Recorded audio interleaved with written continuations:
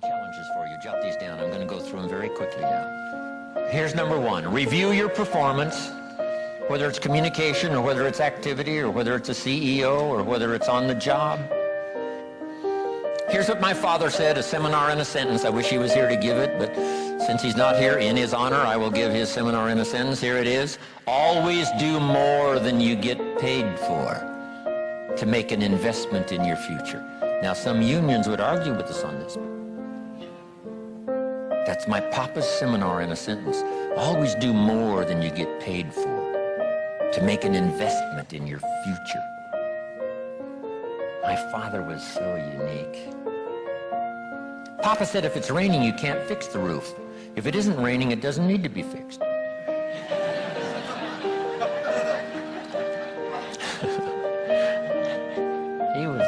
He was a grand old man. Wow, this guy. So review your performance, your language with your children. Just go over that and say, have I been too harsh and too strong, and too stubborn? Should I learn to be easier, mix more compassion with the tough stuff I have to deal with? Yes. You know, prayer will help sometimes. If nothing else, dear God, help me say the right thing, not to ruin it all by poor communication. Here's the next on my list. Face your fears. I don't know what challenges you might have in going over the stuff we've been going over in terms of amending your philosophy or going back and, redoing some stuff that you might have messed up. But face all your fears. That's how you conquer them. Don't dismiss them, just face them. Say, here's what I'm afraid of. I wonder what I could do to change that. Here's the next one. Exercise your willpower to change direction. You don't have to keep doing what you've done the last 6 years if it's not yielding you the benefits you want. In the seminar I do for Jerry, my mentor helped me to review the last 6 years so I wouldn't repeat those errors the next 6. See, if you're a goose, you have no choice to do the next 6 like you did the last 6. But if you're not a goose, here's what you can do. Pick a new destination and start going that way. You say, well, I've done this for the last 2 years. I'll probably have to do it another 2. And the answer is no, not in a million years. Now, you can change one little degree at a time, or if you want to, you can revolutionize the whole thing. Who says you couldn't revolutionize the whole thing in a week's time and start a brand new direction that will most assuredly help you arrive in a brand new place a year from now, 3 years from now? No telling 5 years from now where you could arrive. Use your willpower to start the process. Just willpower to change a little or change a lot. Anybody can change. You don't have to repeat last year. Clean up the errors. Invest it now in the next year. Watch it make the difference. Here's the next one that's important. Parents have to do it. We ask our kids to do it, but we've got to do it. Admit your mistakes. Sometimes you have to admit them to others. Here's some of the best words in the English language. I'm sorry. The reason why those are good words is because it could start a whole new relationship. It could start two people going in a whole new direction. I'm sorry. Simple, easy, not easy, but if you get this done, the turnaround can be dramatic. The early years can be big in payoff. And here's the big one. Admit your mistakes to yourself. You don't have to babble about them to everybody in the neighborhood.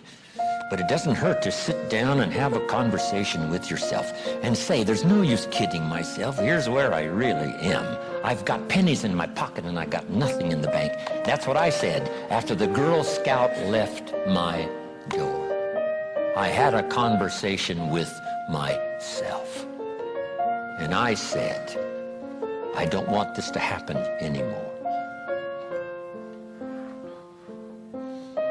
Next, refine your goals. I don't know what ambitions you've had up until now, but this weekend would be a good time to start the process. We're going to talk about our goals workshop before our session is over this weekend. Maybe that will help stimulate you to set some higher goals Reach for some higher purpose. Go for something beyond what you thought you could do. By the time this weekend's over, you might double, triple, quadruple the amount of goals, purpose, all the things you think you can accomplish. You could multiply that by 10 by the time we finish here on Sunday. Here's the next one, believe in yourself. Yes, you got to believe in God, and you got to believe in the community, and you've got to believe in the possibilities. You've got to believe in the economy. You've got to believe that tomorrow can be better than today. But here's the big one, believe in yourself. There isn't a skill you can't learn. There isn't a discipline you can't try. There isn't a class you couldn't take. There isn't a book you couldn't read. If it's written in some other language, you just get it translated and read it. Here's the next one. Ask for wisdom. This is communication of the highest source. Ask for wisdom. Ask for wisdom that creates answers. Ask for the wisdom that creates faith to believe things are possible. In King Solomon's day, there was the dilemma of two mothers who claimed the same baby. And the question was, whose baby is this? This mother says, it's mine. The other mother says, no, it's mine. Solomon said, bring me the baby. They brought him the baby, and he raised the sword. He said, I'm going to cut this baby in half and give one half to this mother and one half to this mother. And as he raised his sword, sobbingly, the real mother said, no, no, no, don't cut the baby in half. Give it to her, who was not the real mother. Solomon says, now I know who's the real mother. See, that is so wise. And the moment was such drama.